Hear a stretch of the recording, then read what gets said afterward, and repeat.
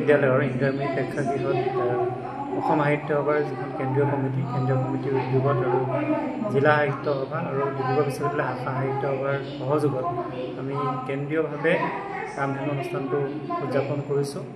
এই ৰামধেনু অনুষ্ঠানটোৰ মূল উদ্দেশ্য হ'ল অসম সাহিত্য সভাক নৱপ্ৰজন্মৰ মাজলৈ লৈ যোৱা। নৱপ্ৰজন্মৰ মাজত আমি উপলব্ধি কৰোঁ যে নৱপ্ৰজন্মৰ মাজত অসম সাহিত্য সভা বৰ আগলৈ যাব পৰা নাই। গতিকে এই নতুন কমিটিয়ে এটা নতুনকৈ উদ্যোগ লৈছে যাতে অসম সাহিত্য সভাৰ যিটো মূল উদ্দেশ্য আছিল, আচলতে অসম সাহিত্য সভা আৰম্ভই হৈছিল নৱপ্ৰজন্মৰ মাজেৰে। কলিকতাত কৰিবলৈ যোৱা কিছুসংখ্যক ছাত্ৰ ছাত্ৰীৰ মাজেৰে অসম সাহিত্য সভা আৰম্ভণি হৈছিল।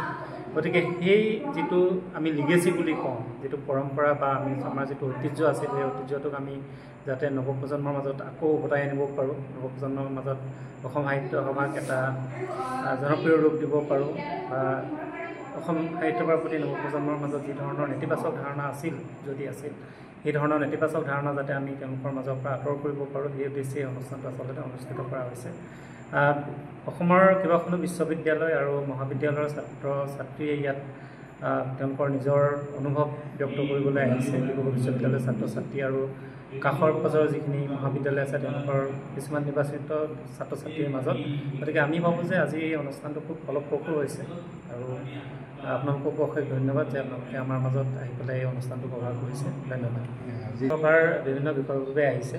আমাৰ জিলাৰ প্ৰতিনিধি যিগৰাকী আছে অসম সাহিত্য সভা, তেখেতো উপস্থিত আছে আৰু কেইবাখনো শাখা সাহিত্য সভা, বিশেষকৈ বৰপথাৰ শাখা সাহিত্য সভা আৰু মানকটা শাখা সাহিত্য সভা, তেওঁলোকৰো সদস্য আহি উপস্থিত হৈছিল।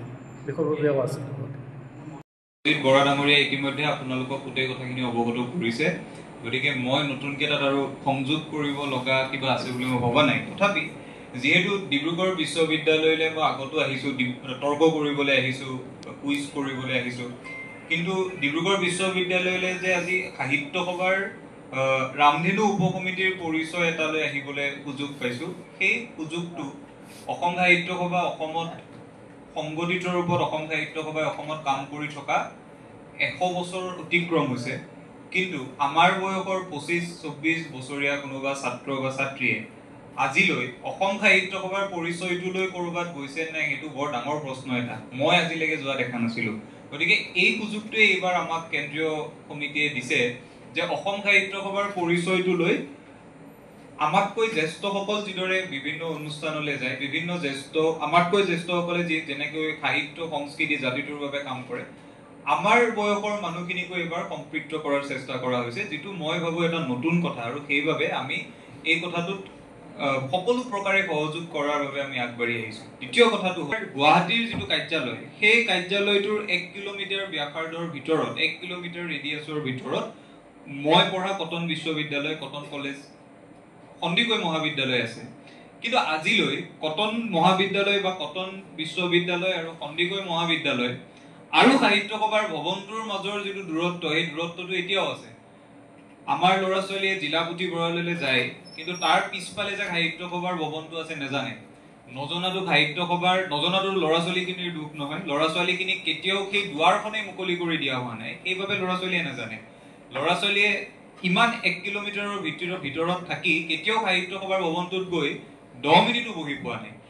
এই দুৱাৰখনে এইবাৰ মুকলি কৰি দিয়াৰ চেষ্টা কৰিছে। ৰামধেনু উপ সমিতিত আমাক দায়িত্ব দিয়াৰ পাছত অসমৰ নতুন প্ৰজন্মক সাহিত্য সভাৰ সৈতে সামৰি লোৱাৰ বাবে কেন্দ্ৰীয় সমিতিয়ে পদক্ষেপ গ্ৰহণ কৰিছে। আৰু মই আশা কৰোঁ এই পদক্ষেপত ডিব্ৰুগড় বিশ্ববিদ্যালয়ত যিটো কথা ইতিমধ্যে দেৱজিৎ বৰা ডাঙৰীয়াইও কৈছে, আমিও দেখিছিলোঁ।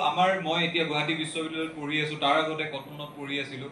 আমাৰ মহাবিদ্যালয় বিশ্ববিদ্যালয়বিলাকত অসমৰ প্ৰত্যেকটো ৰাজনৈতিক সংগঠনৰ, ভাতৃ সংগঠনৰ এটা গোট থাকে, অৰাজনৈতিক সংগঠনৰ এটা গোট থাকে।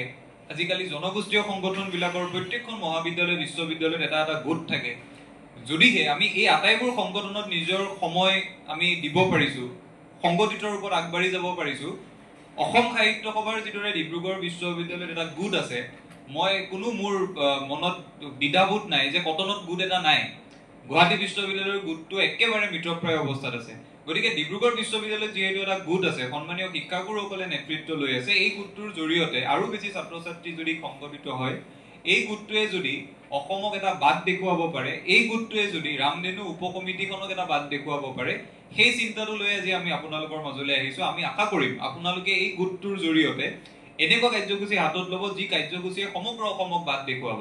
এটা সময়ত মানুহে